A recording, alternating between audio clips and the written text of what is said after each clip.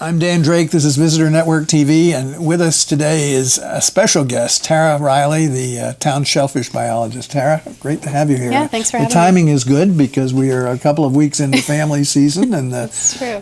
Family scallop season, and the commercial season starts November 1st. What's going on out there? Well, I've been hearing that the family scalloping is a little challenging, a little bit slow this year. Matticat seems to be the hot spot. Of course, that's a secret. It's not really a secret. It was in the paper last week, so Right. That's where everyone's flocking to. But in town, I haven't heard too many good reports. Foley Mill seems to be pretty decent. But I think a lot of it has to do with the storms that we had last season. So last year we had our best propagation season where we released 170 million larvae. And a lot of those seed ended up close to shore, and then we had a lot of November storms that came through and blew them up onshore. And But some of that got put back. Yeah, we had thousands of bushels that were retrieved from Monomoy all the way up to Wauwinet. That got moved back into deeper water. So our hope is that it survived the summer and that it will be available for the commercial Has fishermen. anybody been diving that you've heard and checked it out down there? We've been doing some dives, but it can be difficult to kind of assess where everything went, and because it shifts around a lot. They do tend to move, yeah. Yeah, but I think a lot of the recreational folks were kind of hoping that since they saw that seed last year, they didn't necessarily see it on the beach. They were hoping that it's still in the water and it's not in the shallows because it did get moved. I know somebody told me a couple of days ago that he goes out in the boat and dives in deeper water in Matticat Harbor, and that one of the things I've heard about Matticat is that some of them are quite small. Yeah. And even if they have the growth ring and the whole thing, they're small, but there are some apparently out in deeper water that are...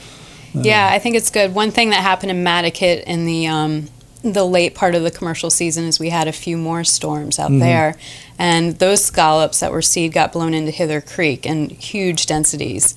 And so once we noticed that there was a stranding, the temperatures didn't really allow us to move them because it was below freezing. And so a lot of those got left in Hither Creek, and so when they're in high densities, they don't really grow well during the summer, and they got stunted, and that's what they're seeing out there with the smaller scallops.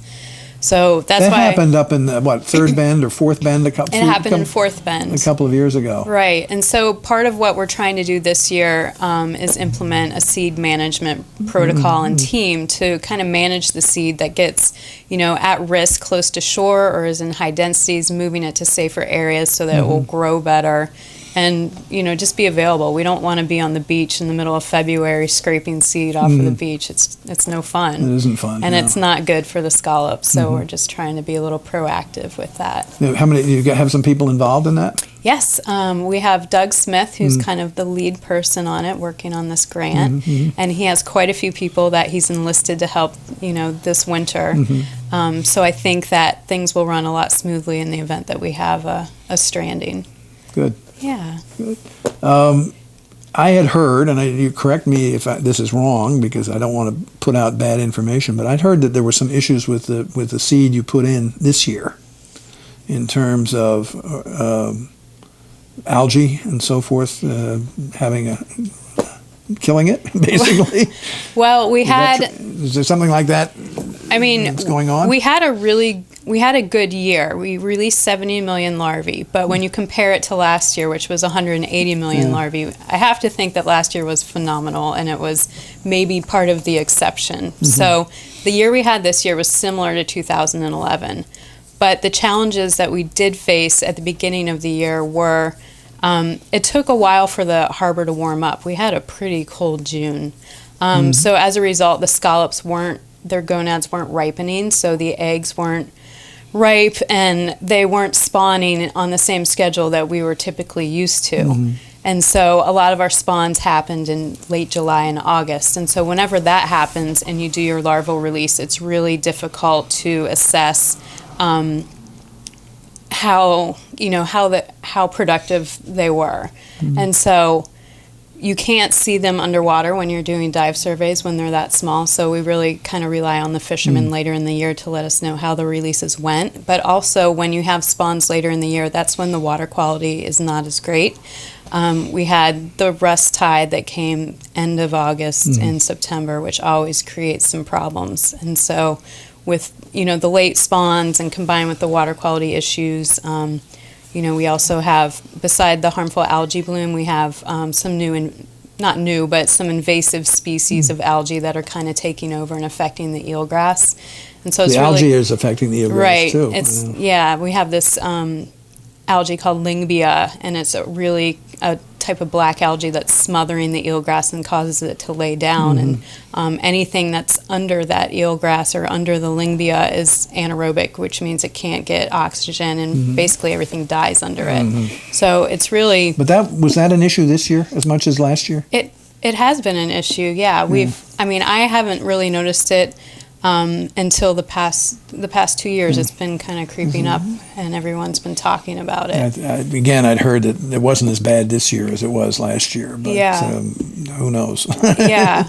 Ideally we like to have our spawns and all the production in May and June because we can visually see how things are doing, and this year we just didn't get a chance to do that. Everything happened later, so hopefully everything is still going okay, and we'll find out, as the fishermen go out, where the seed ended up and how it's doing. What's relevant to that is the health of the harbor.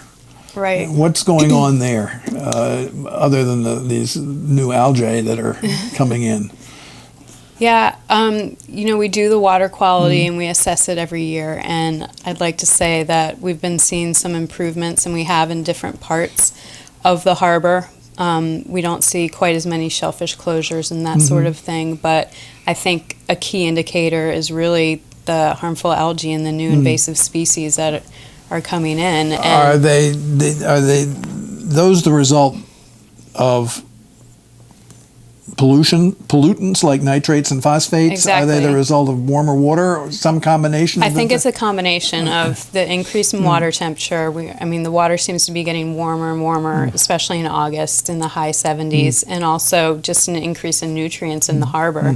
And the town's really proactive. We're doing some really good things with fertilizer management and hopefully raising the jetties and increasing circulation to help all of those problems, but it really makes it difficult when you're running a shellfish propagation effort, dumping all these healthy shellfish into, less than optimal What about conditions. Mattocket Harbor? What's the situation out there? I think, in my personal opinion, Mattocket Harbor is in better shape. The eelgrass is nice and tall. The way that the harbor is shaped allows for better circulation in and out. Overall, I think it's a healthier environment for, doing propagation projects. So have you put some of the larvae and seed out there or not? We did in 2012. We didn't get any out there this year.